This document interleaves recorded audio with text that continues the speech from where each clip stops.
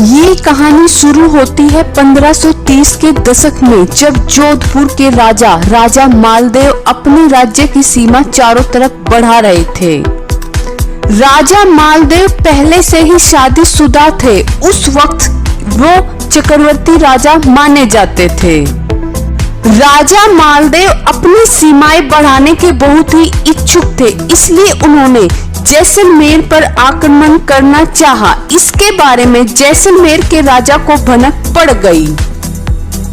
जैसलमेर के राजा ने युद्ध टालने की बात सोची। इसके लिए उन्होंने अपनी बेटी उमादे की शादी मालदेव से करवाने का प्रस्ताव भेज दिया।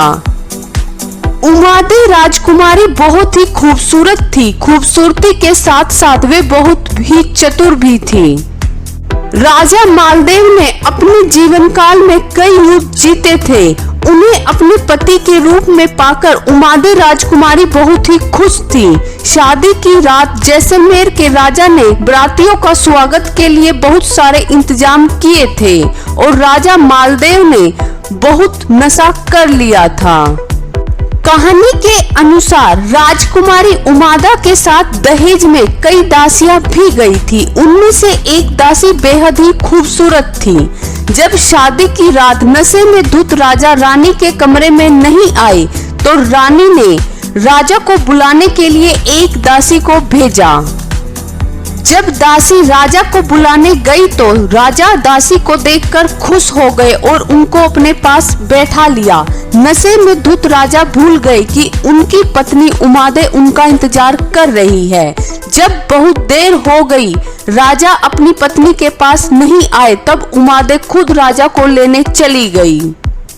वहां जाकर उमादे रानी ने राजा को दासी के साथ देख लिया और रानी के आत्मसम्मान पर बहुत ही ठेस लगी। उन्होंने राजा की इस हरकत पर उन्हें सजा दी।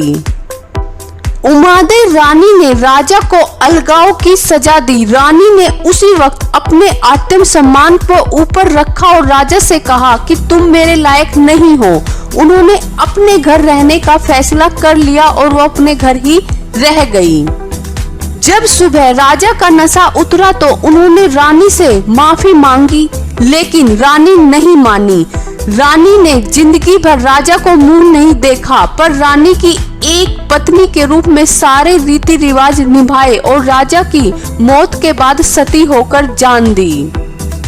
क्योंकि उमादे रानी ने पूरी जिंदगी रूठे हुए बिता दी थी, इसलिए उनका नाम रूठी रानी के नाम से प्रसिद्ध हो गया था।